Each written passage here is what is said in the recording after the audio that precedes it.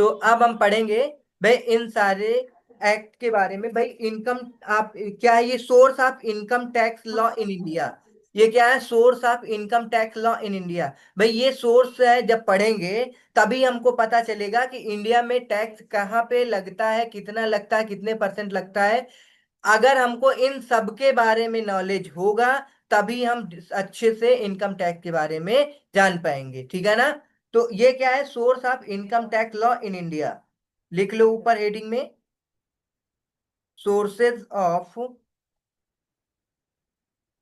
Income tax law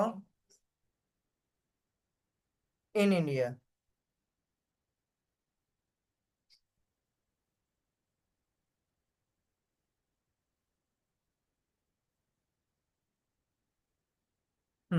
अब हम एक एक पढ़ेंगे आगे। सबसे पहले क्या पढ़ेंगे? Income tax act 1961। Income tax act 1961 पढ़ेंगे। भाई इनकम टैक्स एक्ट 1961 में क्या है? The provisions of income tax in extends to the whole of India. मतलब ये क्या होता है? इनकम टैक्स एक्ट 1961 है जो कि अप्लीकेबल होता है होल ऑफ इंडिया में एंड बिकम इफेक्टिव फ्रॉम 1 अप्रैल 1962 से। भाई ये एक्ट 1961 का है, ठीक है ना। और ये अप्लीकेबल कब हुआ है? 1 अप्रैल 1962 में ये इफेक्ट हुआ है, भाई लागू हुआ है, समझो, ठीक है ना। उसके बाद सेक्शन 1 क्या कहता है? सेक्शन 1 ये कहता है इट कंटेन सेक्शन 1 टू। इसमें कितने सेक्शन हैं?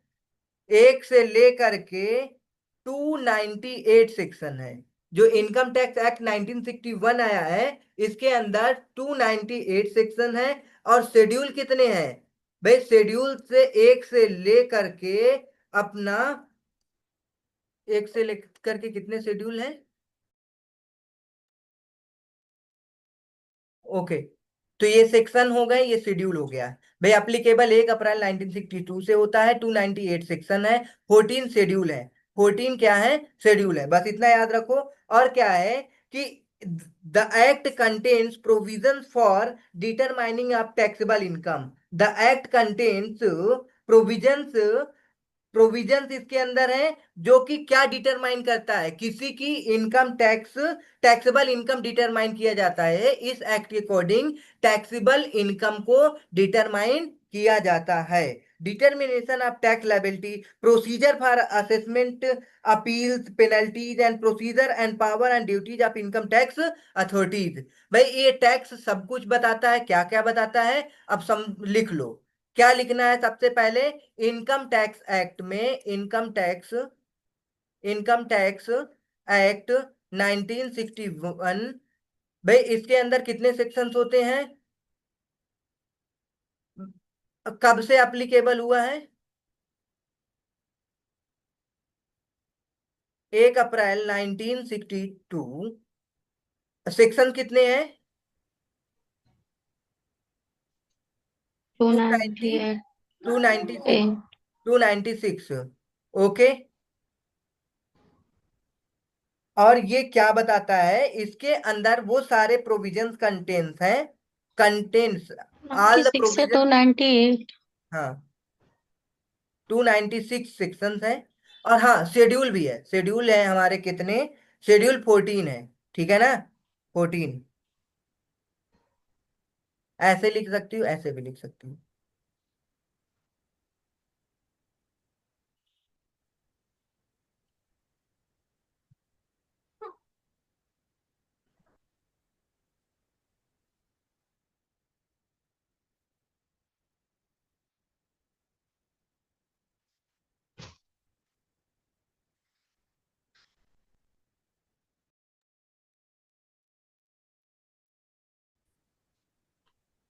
प्रोविजंस क्या क्या है? Determination of taxable income and determination of tax liability, tax liability. समझ में आ गया बेटा? ओके। अब हम आगे बात करेंगे।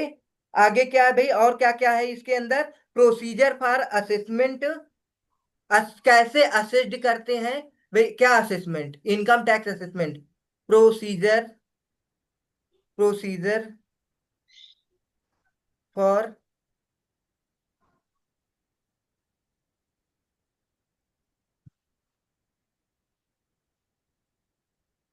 Appeals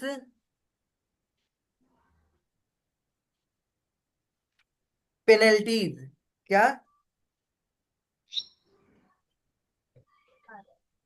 and prosecutions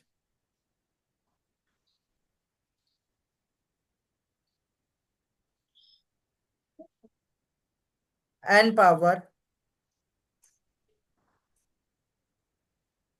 and duties of income tax authority.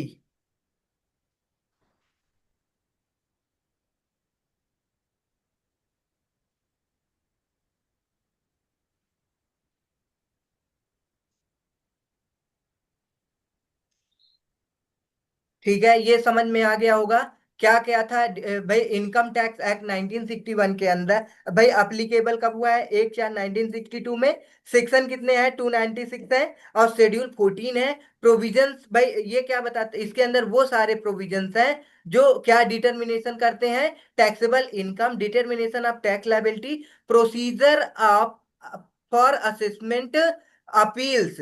Appeals का मतलब क्या होता है? क्या होता है समझो। मान लो कि आपके टैक्स तुमने अच्छे से आई मीन असेस्ड किया, सब कुछ गवर्नमेंट को पे कर दिया। अब क्या हुआ? गवर्नमेंट आपके पास क्या भेज देती है? नोटिस भेज देती है कि भाई क्या है, आपने ये भाई टैक्स जो भरा है वो पूरा नहीं भरा, कम भरा है या कुछ भी करके भेज देती है। तो आप क्या करोगे? अपील करोगे। भाई जैसे आपका भाई कोर्ट में अपील किए जाते हैं। भाई किसके लिए? कोई अगर मारपीट या जो भी है, चोरी चकारी होती है, ऐसे इस तरीके से प्रॉब्लम्स के लिए कोर्ट में जाते हैं, थाने में जाते हैं, अपील फाइल करते हैं।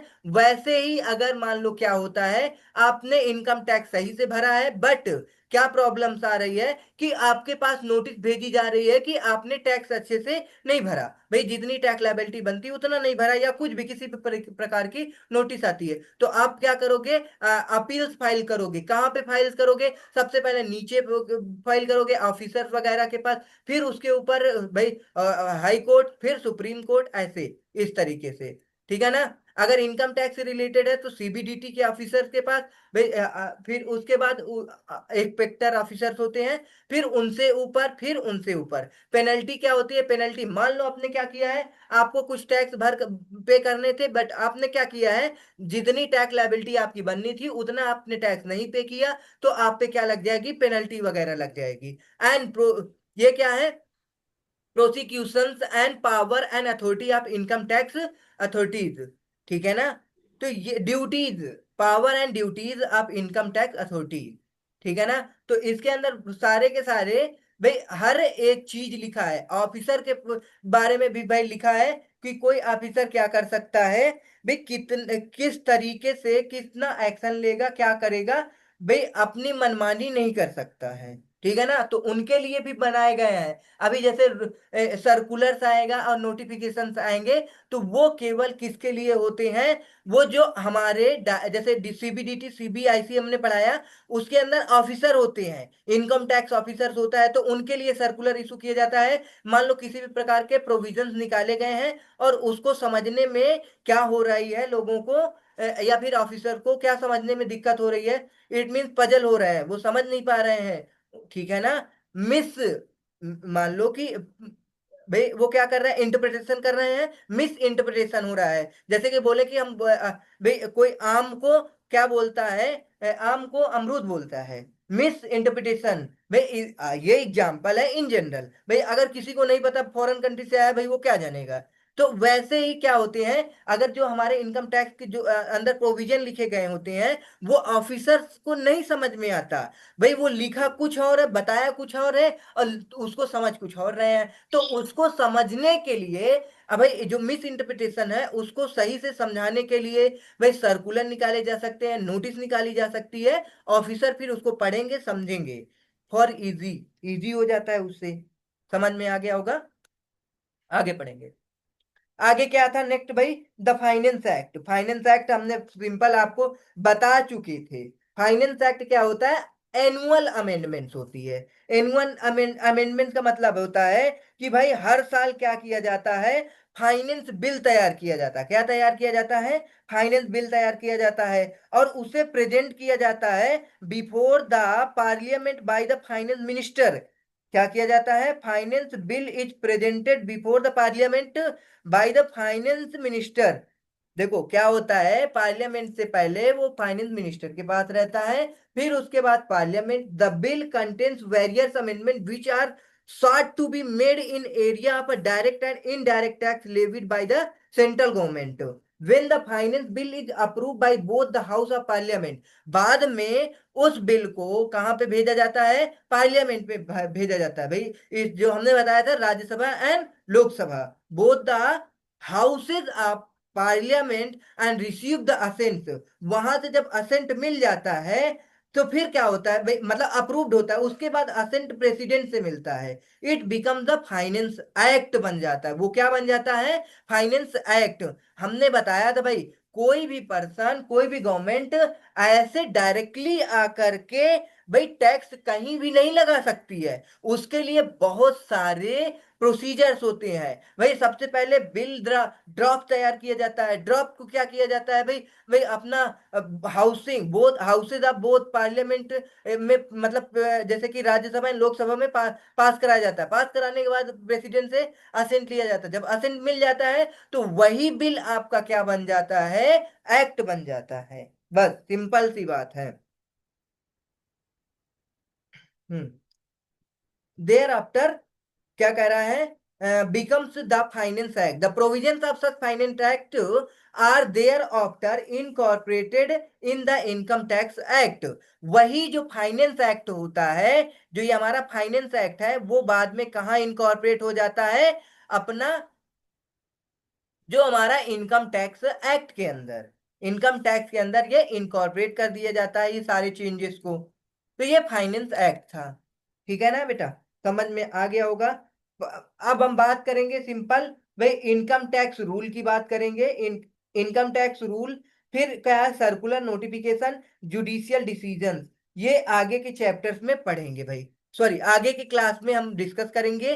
अब इतना आपको जितना हमने पढ़ा दिया है, वो सारा सब कुछ आपको क्या करना है? अच्छे से घर में रिवीजन करना है, खुद से नोट्स बनानी है। हमने 60 नोट बना दिया है भाई। अब इसे जा करके घर में क्या करना है? आपको अच्छे से पढ़ना है, समझना है, और खुद की नोट तैयार करनी है। ठीक है ना? ये देखो पूरा सब अच्छे से नोट्स इसको तैयार करो। हमने नोट्स बना दी है भाई, 60 नोट्स है, इसे अपने अकॉर्डिंग तुम अच्छे से बनाओगे। बस ठीक है बेटा, समझ में आ गया होगा। एक